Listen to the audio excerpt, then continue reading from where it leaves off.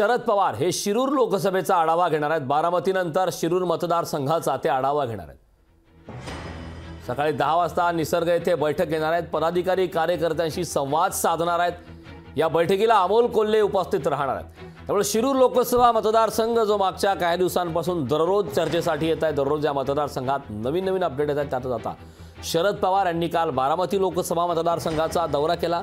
आता ते शिरूर लोकसभा मतदारसंघाचा दौरा करणार आहेत। खरं तर शिरूर लोकसभा मतदारसंघात महायुतीकडून अद्यापही उमेदवार ठरलेला नाही।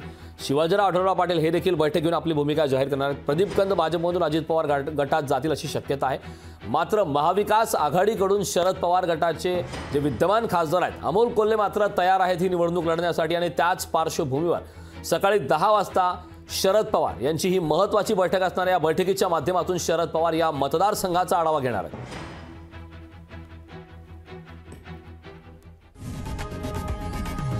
लोकशाही मराठी ऐका, पहा, जागरूक रहा।